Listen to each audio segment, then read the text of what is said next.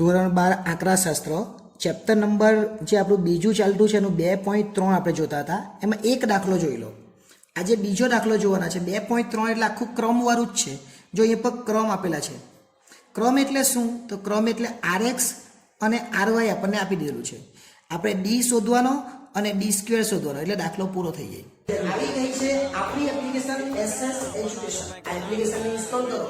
હવે થશે એકાઉન્ટ અને સ્ટેટનો દર દૂર. મળશે સંપૂર્ણ પાયાથી શિક્ષણ. બધા જ પ્રશ્નો, બધા જ સ્વાધ્યાય અને બોર્ડમાં પૂછાયેલા દાખલાનો સમાવેશ. વધુ માહિતી માટે SS એજ્યુકેશન એપ્લિકેશનને વિઝિટ કરી શકો છો. તો આપણે લખીએ પહેલા ક્રમ આપેલા છે એટલે પહેલું જ લખી દે rx અને બીજો ક્રમ આપેલો છે એને લખી દે ry. બીજું કંઈ જ લખવાની જરૂર નથી. rx અને ry બેઠું ઉતારી દે. ચલો 4 8 7 જે છે તે 4 8 7 1 9 5 6 2 અને 3.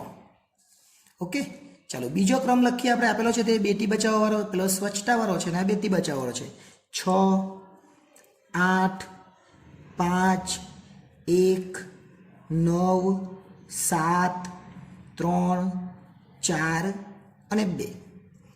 ક્રમ આપી દીધું. ક્રમ આપી દીધું એટલે ઉપરની રકમનું કંઈ નથી કામ. 2021માં પૂછાયેલો છે આ દાખલો અને અગત્યનો દાખલો છે. 4 માર્ક્સમાં દાખલો પૂછાય આપણને. ચલો d બરાબર rx ઓછા ry બધાને જ આવડે. 4માંથી 6 જાય તો -2 કેમ કે 4માંથી 6 નહીં જાય એટલે કેલ્ક્યુલેટરમાં જોવાનું. ઓછા આવે વત્તા આવે છેલ્લે તો આપણે વત્તા જ થઈ જવાનું છે, ચિંતા નહીં કરતા. 8માંથી 8 જાય તો 0, 7માંથી 5 જાય તો 2, 1માંથી 1 0, 9માંથી 9 0, 5માંથી 7 -2, 6માંથી 3 3, 2માંથી 4 -2 અને 3માંથી 2 એટલે 1. પછી એ શોધવાનો d². શું શોધવાનો? d². d² એટલે શું? તો d² એટલે વર્ગ. 2 નો વર્ગ કેટલો થાય? એટલે 2 ગુણ્યા 2 4. 0 નો વર્ગ 0, 2 નો વર્ગ 4, ઓછા કે વત્તા 4 જ થવાનું છે. 0 0, 2 નો વર્ગ 4, 3 નો વર્ગ 9, ઓછા 3 નો વર્ગ તો પણ 9 જ થાય. 2 નો વર્ગ 4 ને વત્તા 2 નો વર્ગ પર 4 જ થાય. 1 નો વર્ગ 1. બધાનો સરવાળો કરી દેવાનો. 4 ને 4 8, 8 ને 4 12, 12 ને 4 16, 16 ને 9 25 ને 26 જેવા થાય. એટલે અહીં લખવાના 26. એને કહેવાય સિગ્મા d². આટલું આવી જાય પછી તો આપણને સૂત્ર ખબર જ છે. એ સૂત્ર મૂકી દેવાનું. સૂત્ર એટલે r બરાબર 1 - 6d².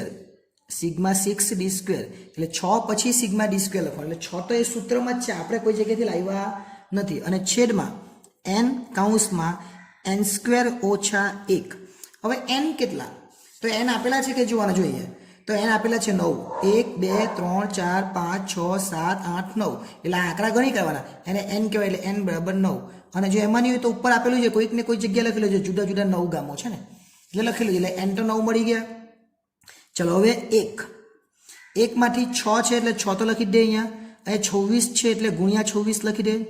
અને n 9 છે એટલે 9 અને 9 નો વર્ગ એટલે 81 ઓછા 1. આ 9 નો વર્ગ એટલે 81 ઓછા 1. 9 નો વર્ગ 81 થાય ને એટલે 1 ઓછા 26 ગુણ્યા 6 કરવાના. 26 ગુણ્યા 6 કરે એટલે 156 થાય. અને છેદમાં 9 અને 81 માંથી 1 જાય તો 80 થાય. ફરીથી 1 કરવાનું. ઉપર 156 બેઠા જ રહેવા દેવાના. અને નીચે શું કરવાનું? 80 ગુણ્યા 9, 8 9 72 એટલે 720 થાય.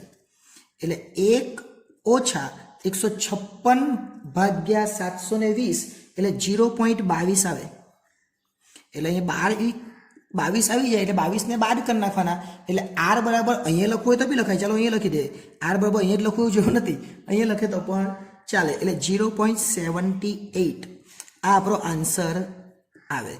અને આને શું કહેવાય? તો આને કહેવાય અંશતઃ અથવા આંશિક ધન સહ સંબંધ. જો માઇનસ આવે તો ઋણ, જો 1 આવે તો સંપૂર્ણ ધન અને -1 આવે તો સંપૂર્ણ ઋણ. એટલે આ પ્રકારે આવા દાખલા આપણે કરી શકીએ. અને આ દાખલા બહુ જ અગત્યના છે, એકદમ ઇઝી છે, આવડી જાય એવા છે. એટલે આ ચેપ્ટર બહુ સરળ છે, શીખી લેજો. બરાબર. નેક્સ્ટ ટાઈમ જ્યારે મળીશું ત્યારે જે ત્રીજો દાખલો છે એ જોઈશું. આભાર.